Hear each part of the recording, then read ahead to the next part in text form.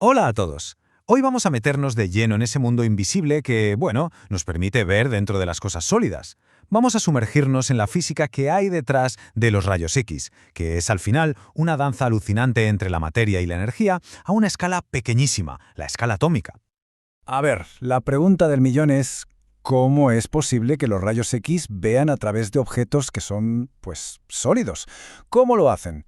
Bueno, para entenderlo tenemos que irnos al origen de todo, a los ladrillos con los que está construido literalmente todo lo que nos rodea.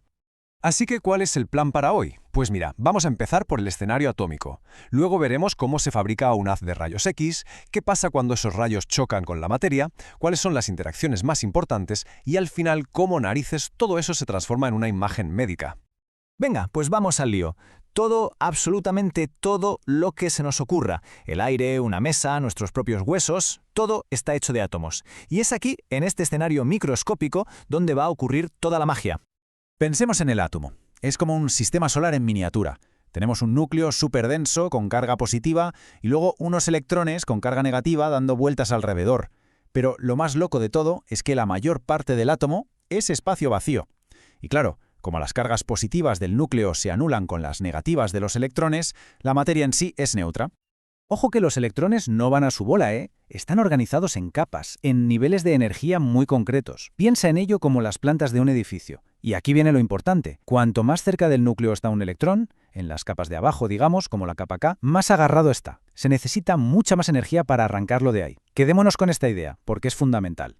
Y aquí es donde empieza el juego de verdad, la ionización.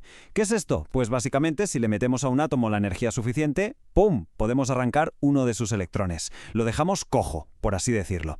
Este proceso es el corazón de cómo la radiación interactúa con la materia. Vale, ya tenemos el escenario montado. Ahora, ¿de dónde sacamos a los protagonistas de esta historia? Los fotones de rayos X. Pues los fabricamos. Es un proceso de conversión de energía que, ya os adelanto, es increíblemente ineficiente. Y cuando digo ineficiente me refiero a muy ineficiente. Es que es para alucinar. De toda la electricidad que se chupa un tubo de rayos X, el 99% se va en forma de calor. Solo un mísero 1% se convierte en los rayos X que nos sirven para algo. El mecanismo es, en el fondo, bastante bruto. Cogemos un chorro de electrones, los aceleramos a toda pastilla y ¡zas!, los estampamos contra una placa de metal. En ese tortazo los electrones frenan en seco y pierden energía.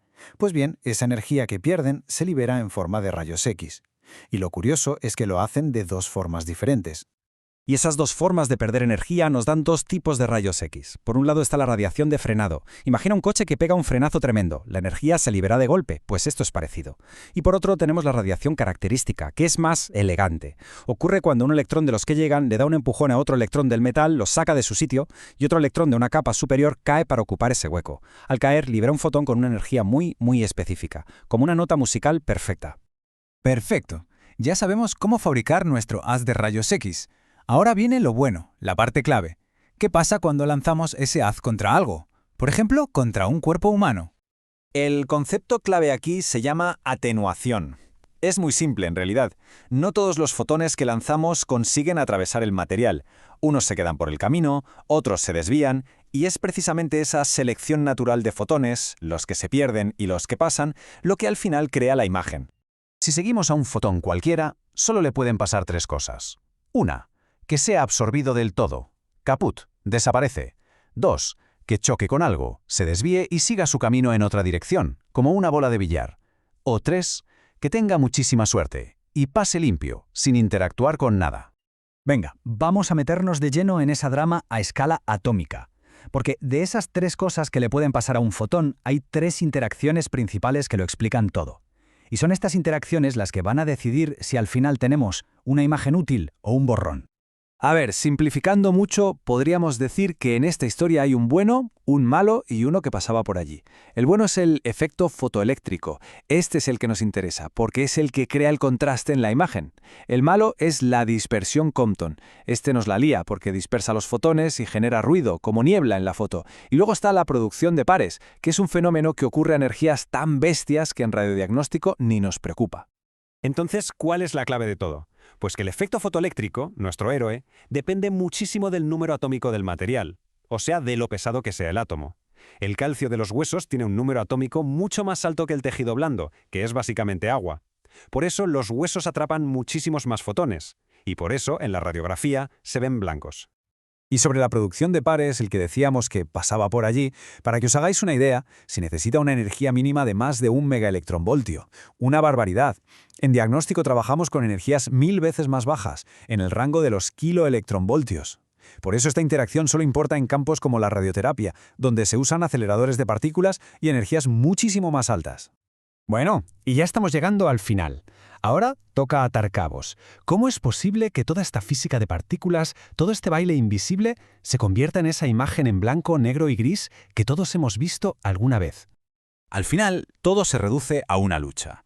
Una batalla entre el efecto fotoeléctrico, que nos da el contraste que queremos para distinguir, por ejemplo, un hueso de un músculo, y la dispersión Compton, que es el ruido, esa niebla que lo ensucia todo y nos fastidia la imagen. El objetivo de cualquier técnica radiográfica es maximizar al bueno y minimizar al malo. Y esto nos lleva a la conclusión final, que es importantísima. Una radiografía no es una foto. En realidad es un mapa de sombras, un sombrograma. Las zonas que se ven negras es porque por ahí han pasado un montón de fotones sin problemas. Las zonas blancas, como los huesos, es donde casi todos los fotones han sido absorbidos, no han llegado al otro lado. Es, literalmente, la sombra que proyectan nuestros órganos internos. En el fondo, toda esta tecnología tan avanzada se basa en una idea muy poética, ¿no? Que el mundo que vemos y tocamos, el mundo grande, está totalmente dirigido por una danza invisible de partículas, una coreografía elegante, predecible, que está ocurriendo ahora mismo, en todas partes. Y claro, esto nos deja pensando.